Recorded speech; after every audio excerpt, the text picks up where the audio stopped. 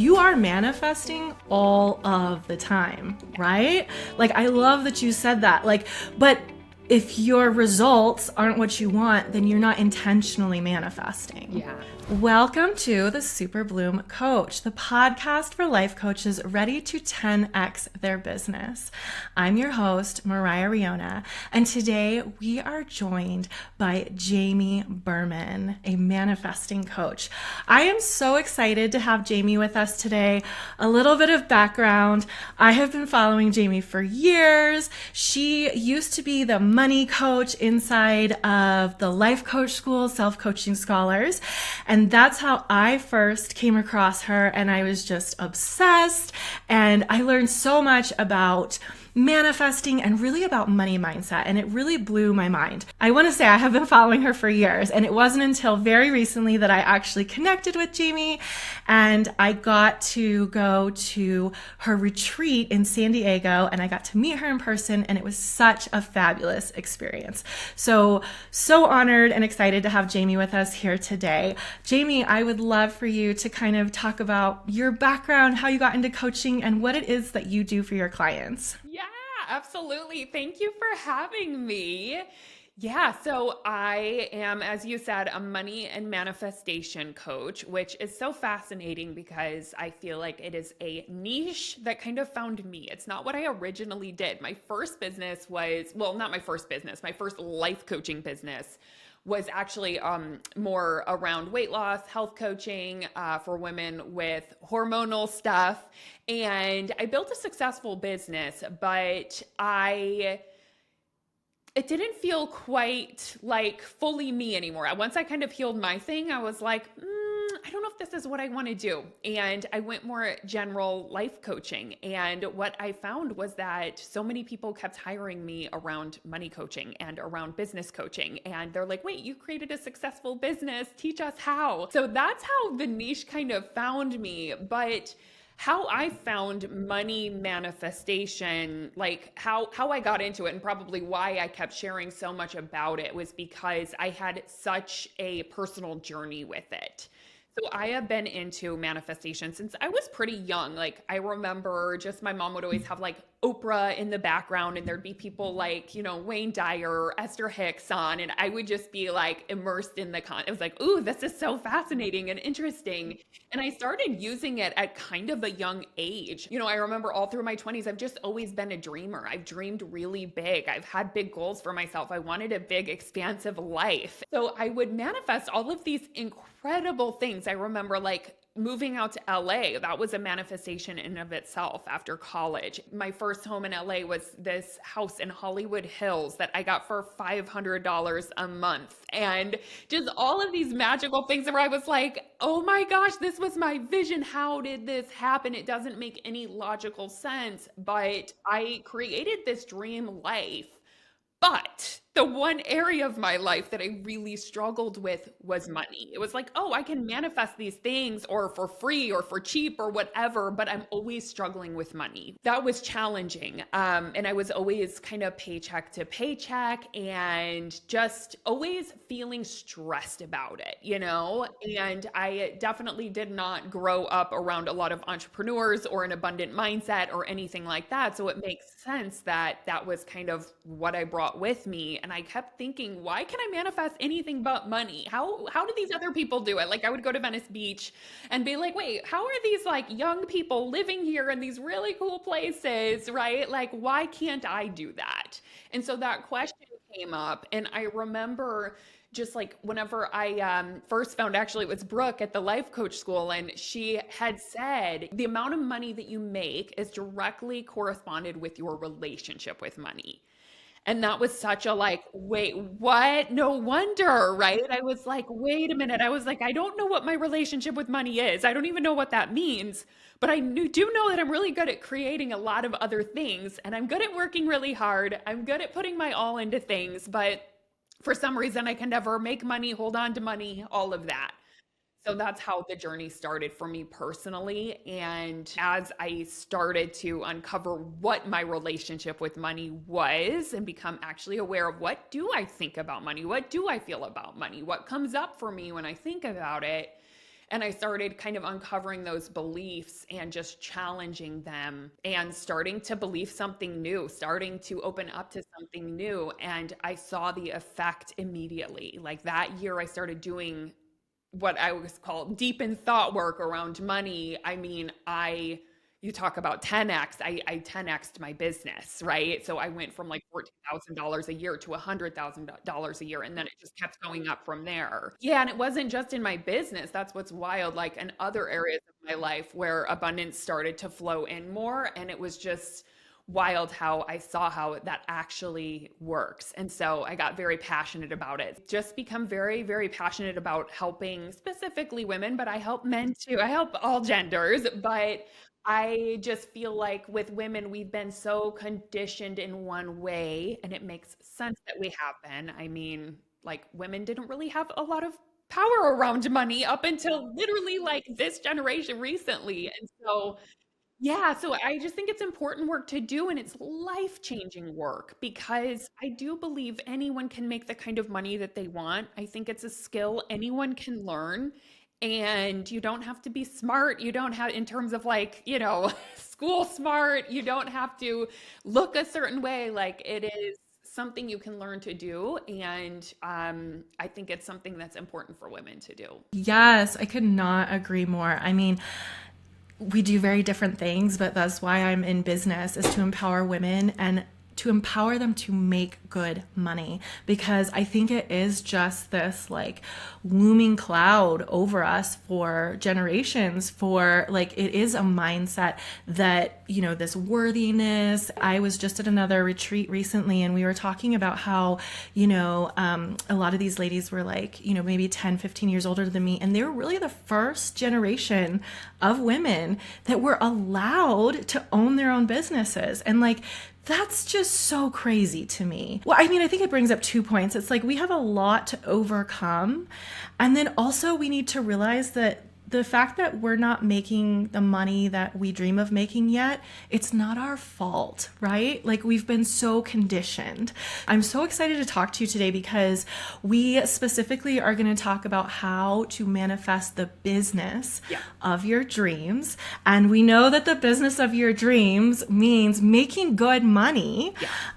So you have some really amazing tips that you're going to share with us on how to do that. So if you're ready, I'd love to dive right in. I would love to. Absolutely. Okay.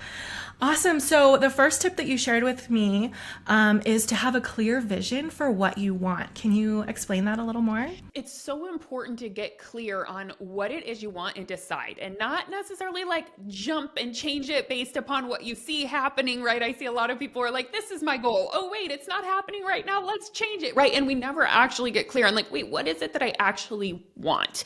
And when I say that, it's not just what numbers do I want, right? Like that's a part of it. Of course, that's kind of where we were taught goal setting is like, let's pick the numbers we want or the income or what do we want to make this year.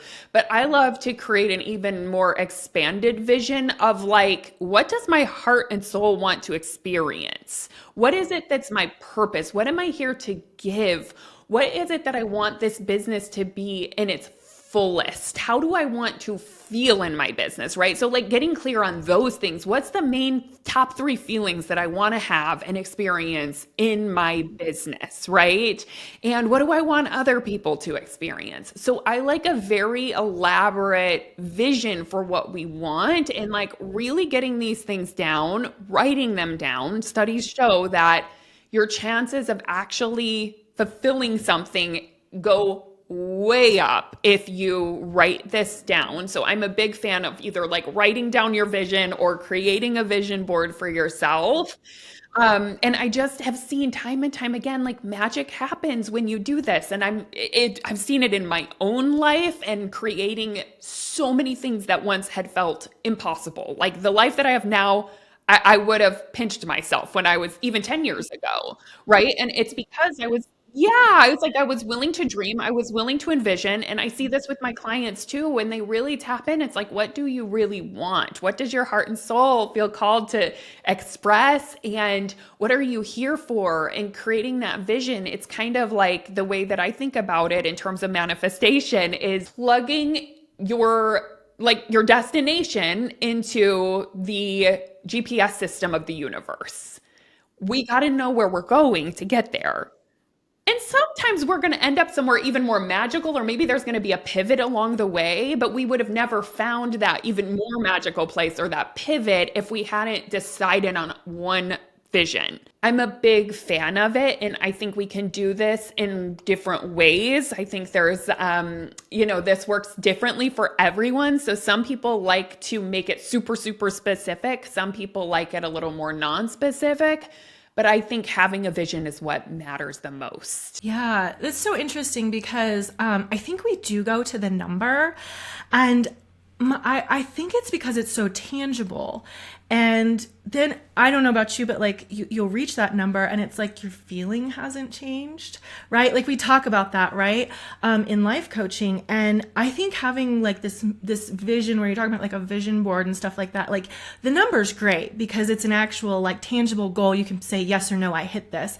But it's like, how do you articulate these things that are not so tangible, like how you want to feel and like how, like what you want your life to be like when it's not like a number or a specific statistic that you can hit? Do you have more examples of like how people could, like a vision board is a great way to do that, right? I think a vision board's great because the way that I do vision boards is I put visuals of things that kind of light me up or that I want to experience, or maybe it's just the energy of that thing. Like, oh, I like the energy of that picture and how I would feel in that, right? And so you can put things like that, but you can also put words on it, right? So sometimes like I like to ask, what are the top 3 feelings I want to experience in my business this year?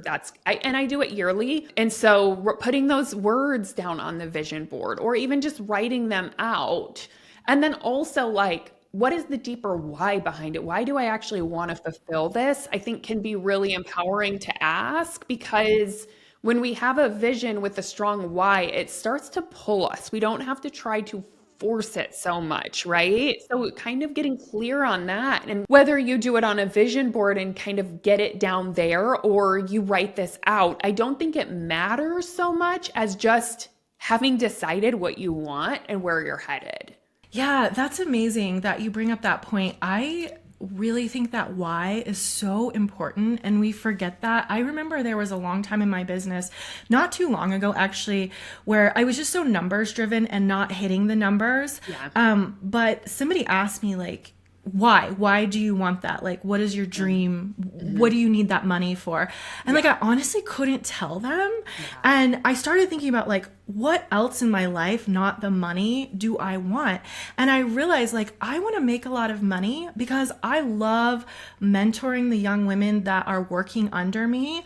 And I want to be able to pay them really well. I want them to have great lives. I want them to feel empowered just the same way that we do with our clients. And that like so propelled me forward. Like it was crazy. The energy, like waking up to that as opposed to like, I want to make $1 million. Totally. Do you know what I mean? Like it totally changed my energy. Yep. 100%. Yes. And then I find, at least personally, whenever I have that why behind it, like then I start getting like, ooh, fired up for it more than like, oh, I need to do the things to make the money or whatever it is, you know? Yeah. It's like ticking boxes as opposed to like what you're really passionate about. So absolutely. I love that. Yep. Well, that's awesome. So the second tip that you shared with me, which I think is so important and really overlooked a lot, is the idea of releasing limiting beliefs.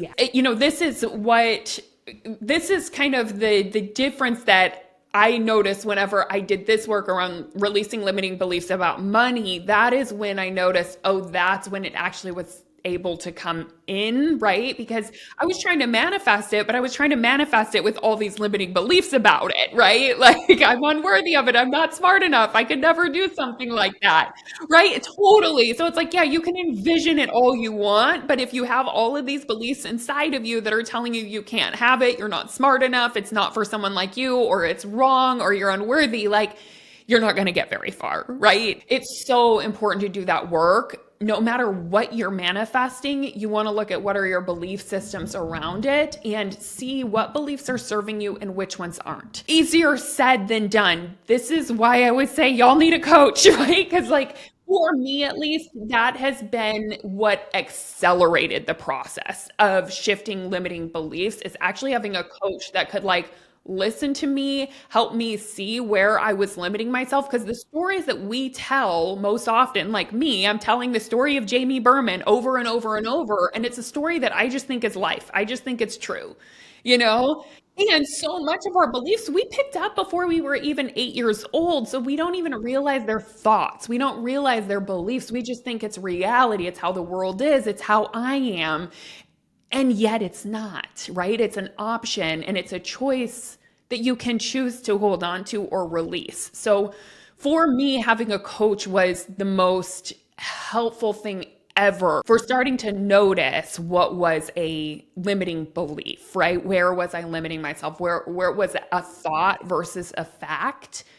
But if you're not in the place for a coach, also like therapy can help with this, or just starting to do journaling and noticing your thoughts, right? Or going through a program or a membership or something like that, where somebody's kind of supporting you in seeing what the difference is. Because once you start shifting your limiting beliefs, like sky's the limit. It opens up so much. It's so crazy. It's so funny how we all have limiting beliefs. They're all different, and we just don't see our own limiting beliefs. And it's crazy. Like, I totally agree with you. I think everybody needs a coach, and I think definitely entrepreneurs need multiple coaches. Totally. I have to share this funny story. I did mindset coaching through the life coach school for like 3 years. Yeah. And then I left to join a business coaching program that wasn't like based on the model, or like he's not a mindset guy or anything. It was really business coaching. And the very first module that we did, it was like a group program, was on mindset. And I went into this going, oh, I don't need this, right? Like, I know this. I've come from the life coach school. And like, all we did was break down some limiting beliefs we had about entrepreneurship. It blew my mind. It wasn't even that, like, it's just getting that other perspective. And I had been working on it for so long, and then just having somebody else saying, who told you something about making money or building a business that isn't serving you? And like, I had so many limiting beliefs that I had no idea that I had. And then when I made peace with those, and they were very much from my parents who are not entrepreneurs, and entrepreneurship seemed very scary to them. So I had taken that on myself. When I let go of those, it was amazing just how things took off. Absolutely. Yes, I know. I think it's such a big piece of manifestation is we got to really look at that. Because if we don't, again, it's going to be hard because you're kind of blocking yourself without realizing really are. it. Yeah, you're blocking yourself because it's like you said, you can visualize as much as you want, but if you don't actually, I've learned a lot recently about manifestation and how it really comes back to the feeling that you have. And how you are blocking it if you're like, but I'm not worthy. Like, what is the actual feeling you have? Like, you can be wanting something, but you don't feel that you deserve it. So it's never going to come, right? Yeah. 100%. Totally. Hey, Super Bloom coaches, let's take a quick break. This episode is sponsored by my exclusive Luxury Brand Leader program. If you're serious about elevating your coaching business, then you have to check this out. Luxury Brand Leader is your chance to work with me one-on-one to totally transform your brand and realign your business for exponential growth. This is the only logo and website design program designed exclusively for coaches that builds your luxury brand and sets you up as the go-to leader you were born to be. Imagine a complete 360-degree luxury brand transformation done in just 90 days. You'll get personalized coaching, cutting-edge strategies, and the exact steps you need to become an unstoppable force in your industry. When you become a luxury brand leader, you can finally start to attract clients who daydream about working with you, and they're willing to pay the big bucks to make it happen. Imagine being able to unapologetically raise your rates, magnetize high-paying clients, create a captivating personal brand, and showcase your high-value expertise. Are you ready for a branding experience that will revolutionize how you show up in your business? Apply to become a luxury brand leader today at MoriahRiona.com. Remember, spots are limited and they fill up fast. Don't miss out on this incredible opportunity to transform your business. Apply now.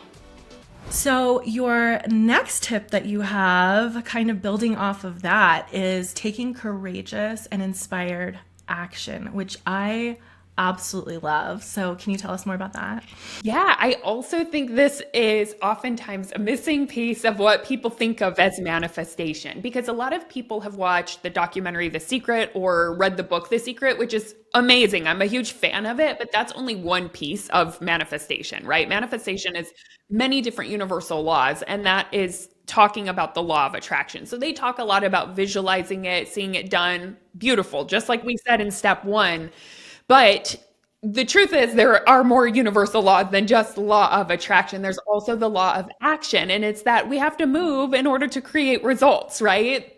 I love one of my favorite authors, Mike Dooley, says action is belief in motion, right? And so if we're believing that we can do it, we're going to take action towards it. And I also think action can help to increase belief, right? They kind of go hand in hand. I feel like sometimes if we're low on belief, if we just start taking action towards it, it's going to help, right? They kind of go hand in hand. We just have to move towards our goals. We got to take the leap. We've got to take the next step and keep going. So I just think it's a misconception to think I'm just going to visualize it and it's going to happen, or I'm going to feel the emotions and it's just going to happen. It's like, no, we're doing those things to pull you in so that you do take action, so that you do take the steps to create it. And I say courageous action because anytime we're creating something we've never created before, which most of our manifestations are something new we haven't done before, it takes courage. That is the bridge between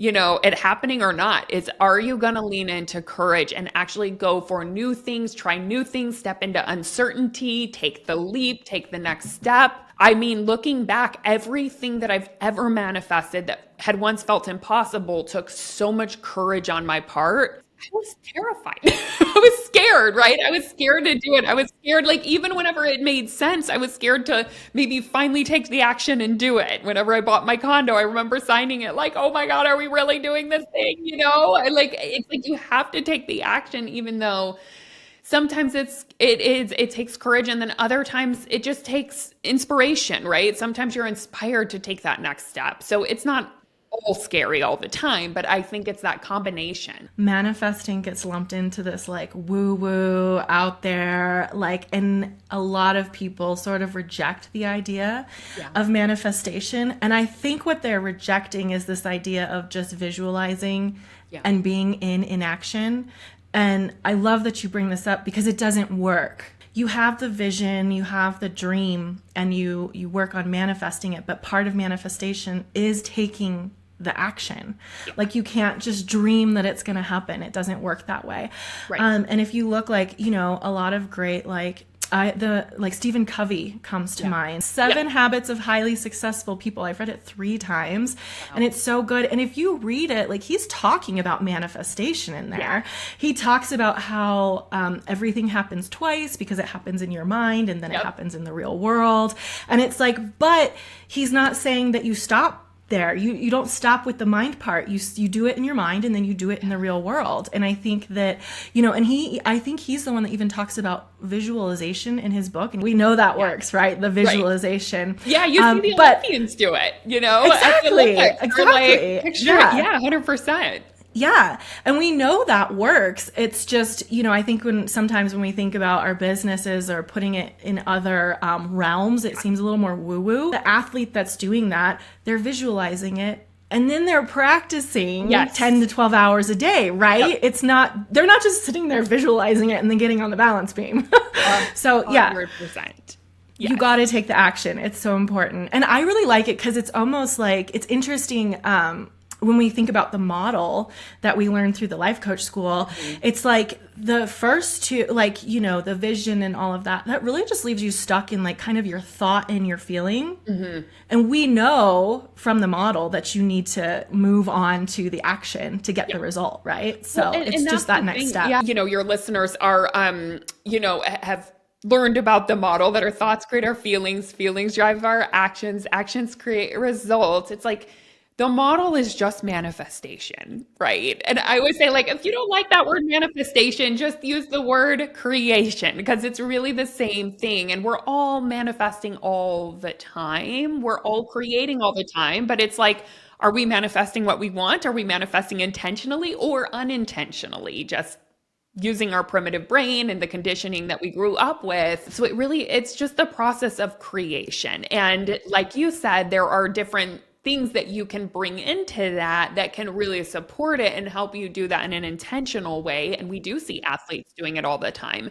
And when I had that awareness, like, oh, maybe I can bring this into my business. Oh, maybe I can bring this into money and my relationship with money. That's when things really opened up for me. And it's been a beautiful journey. You are manifesting all of the time, right? Like, I love that you said that. Like, but if your results aren't what you want, then you're not intentionally manifesting.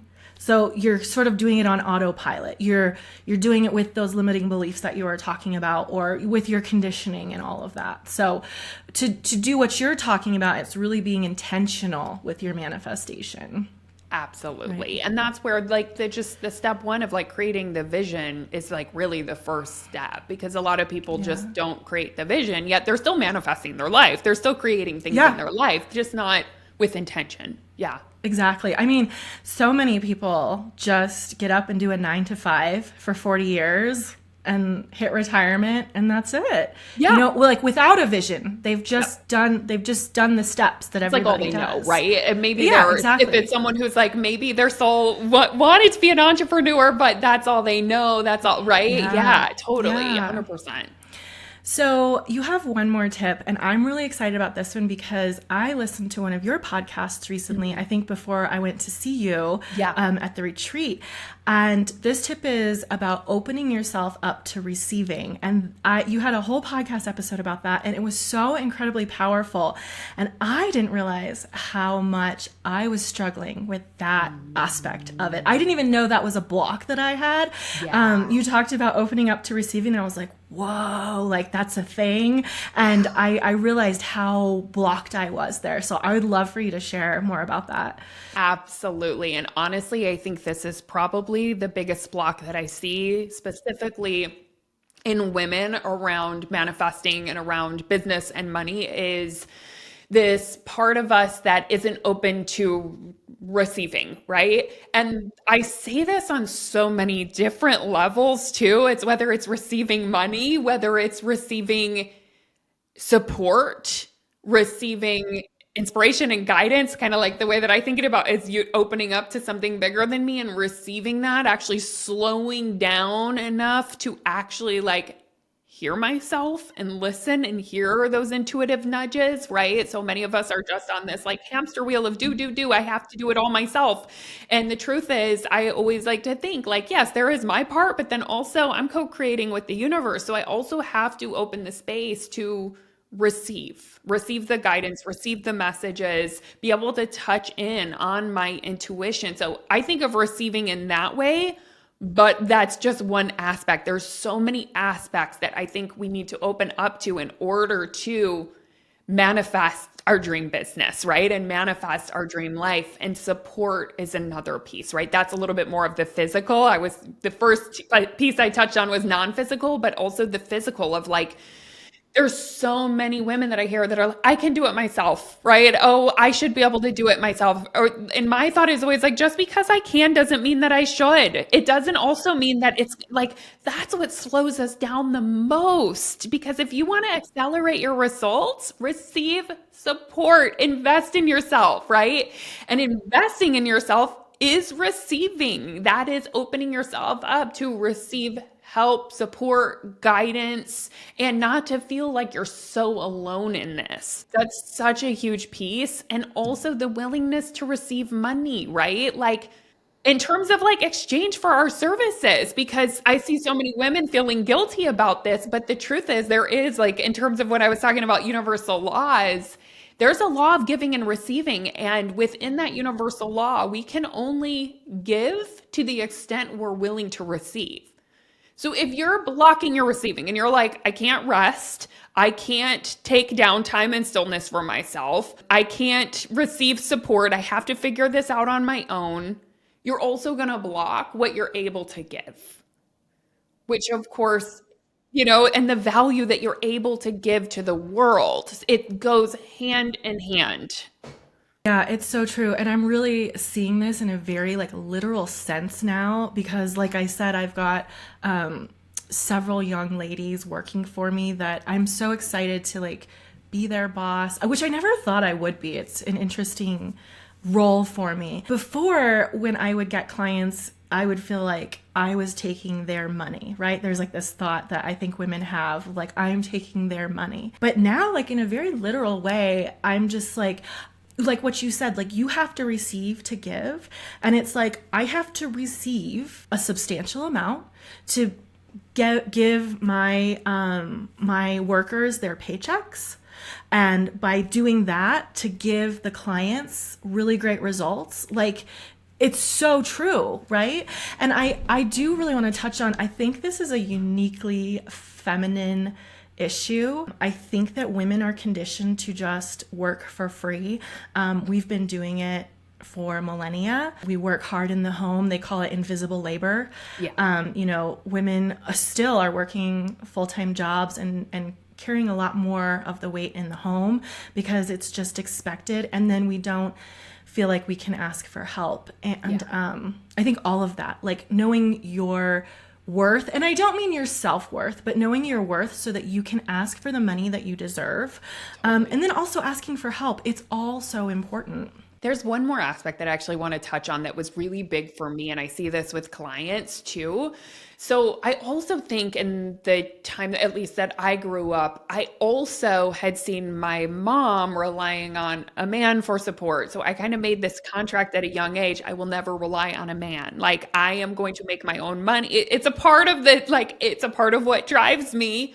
But also, I was using that against myself. I was using that contract and I wasn't allowing myself to receive, because I remember when I started my business, I had like another job and all this stuff going on, and I didn't have the space to start my business. And my husband he was my husband at the time. Yeah. And he's still my husband, but I was like, wait, was this when he was my boyfriend or my husband? It was when he was my husband.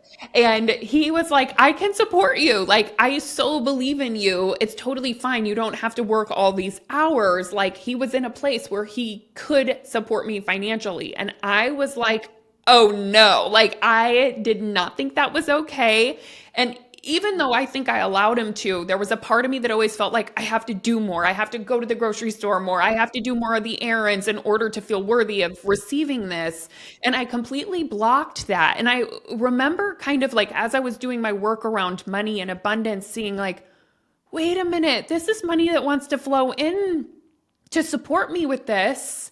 My husband wants to give this to me. He doesn't want me to feel guilty. Me feeling guilty about it is creating all this pressure to make money myself really fast. So that was also big in like allowing myself to receive money in ways that it was coming to me with ease. And when I made that shift, I remember at first I felt so much relief. I was like, I don't have to feel so guilty about this. And number two, it just allowed me to like be more patient with my business, which of course, when we're patient, things tend to happen faster because I wasn't putting pressure on it. So that's big too. Yeah, because I see a lot of my clients feeling really guilty that the money that they're making isn't through their business, or for a time, maybe it's coming through a job, or it's coming through their partner, or, a parent somewhere else, right? Whatever it is. And they feel like, oh, that's not worthy money, right? That's not worthy. I'm not worthy of that. I have to earn it. And I think when we just put that down too, it opens up space for even more abundance to flow through business. So that's another part of receiving that I've definitely noticed. Yeah, that's so good, Jamie. I had a really similar experience. My husband is military, and when we got engaged, I ended up quitting my salaried job to move with him, and I decided to take my business full time at that time, and I was supporting my business. I was not making money, and it was really hard for me. And he had to be like, hey, like, if you want to buy things, like, if you need things, like, this is our money. And I just had a really hard time accepting that. But there is this time element because you can think of it as like an investment, which grows over time. And, you know, I think the really cool part about that story, because I really struggled with that like you did. And I didn't buy anything for myself. I would always run stuff past him. And actually like 2 months ago, I gave myself a raise in my business, and I am now the breadwinner in our family. And he goes, I was joking with him. I was like, remember when you were supporting me? And he was like, yep, best investment I ever made, you know? So like he believed in me, and he was investing in our future, and it has paid off. But there is that time element. That was 10 years ago. You know, I think a lot of us who are listening to this might be more feminist inclined anyway. So we do have a hard time letting go of that. But I do like this idea that you talk about easy money, and like, it doesn't all have to be earned through your business. And because, you know, as my business grows more and more, we talk about multiple revenue streams. Like nobody gets to $1 million on a single revenue stream. So you can just think of these as alternate revenue streams, right? Totally. That's how I started kind of opening up to seeing like there's no money that's more worthy. Like business money through my business isn't more worthy than money from whatever, right? Somewhere else, or my Airbnb, or my, you know, if my husband brings in money, like none of them are more worthy. Of course, I don't want like, I'm not talking about like money from something that, you know, it's not, you know, legal or something that I wouldn't, I'm not talking about that, but I'm talking about like when money comes into your life, maybe just like appreciate it all equally. That's a part of receiving. Yeah, that's funny. You just made me think, like I was talking to my coach about how, so I had always wanted to go on a private jet, and I've been on multiple private jets now. But most of them, my father-in-law has paid for. When my mother-in-law passed away, my father-in-law, he never traveled, and it became really important for him to do big family vacations. And since he's uncomfortable traveling, but he's made good money in his business, he just hired private jets for us. And I was like, I had talked about how like that was on my vision board, and like I felt like I didn't earn that. And my coach was like, he wants the ultimate family vacation, and you gave him grandbabies. And I was like, oh, that's true. Love it. So yeah, I mean, we have all these funny ideas about it's supposed to be done this way. Yes. And that's almost a limiting belief, right? Like we're blocking stuff from coming to us because we're putting all these like calls out into the universe, and then it comes to us and we're like, well, it didn't show up exactly the way that's that I wanted it to. Right? That's totally blocking receiving. And I've done it so many times, but it's like, what if we can soak in the goodness of that, of like, receive it. You created that. Like you thought, you know, just because it didn't come through that channel, you totally received that. Yeah. It's still so in your life for a reason, right? Yes. Like, yes, that is so awesome. Thank you so much, Jamie. This has been so exhilarating, really. Like I was saying, like I was super into manifestation, and then I was like, oh, that's too woo-woo for me. So then I got into life coaching, which is really, like you said, it's just manifestation in other terms, your CTFAR. But this last year I've so gotten back into it, and I think like I was saying before, I didn't see the other pieces that you've talked about. I was stuck on the vision part, and like I was like, this isn't practical. But like when you break it down the way you did, it's very practical. You can see even from a scientific approach. Yes, you do these steps, and it will happen, right? Totally. I love it. I love it. That's awesome. Well, thank you so much for coming on as a guest. This is like, I'm so excited to have you here. I know that so many people are going to want to learn more about you and how they can learn more about manifesting with Jamie Berman. So can you tell our listeners like where they can connect with you? Yeah, totally. So I have a podcast too. It's called Money, Manifestation, and Business. So I kind of like, if you're interested in manifestation and want to learn how, it's just every episode I'm breaking it down a little bit and teaching how to use it as an entrepreneur, and talk a lot about money as well. So you can find me, on all podcast platforms. You can come say hi to me on Instagram. That's my main social platform. So I'm at Jamie Berman _. And then if you are interested in doing this work, I have a program called the Money Manifestation Movement. And it is a program where I help entrepreneurs really rewire their relationship with money so that they can create more of it. And we have a lot of fun in there. That's awesome. Well, we're going to put all the links down below so that people can just stalk you, basically. And I am a podcast listener of Jamie's, and it is top notch, so I highly recommend.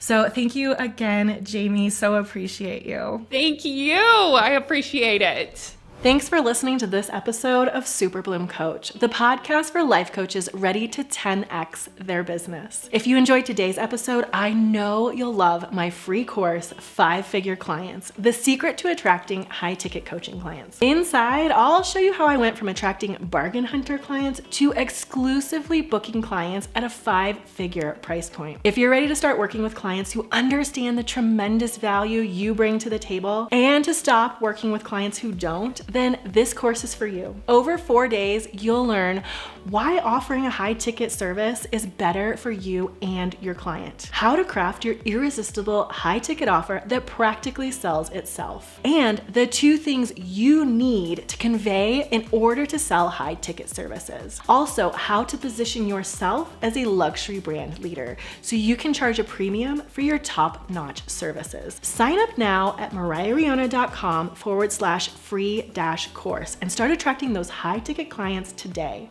Don't miss out on this valuable opportunity to elevate your coaching business. Get instant access to your first lesson. And before you go, make sure to subscribe to Super Bloom Coach so you never miss an episode.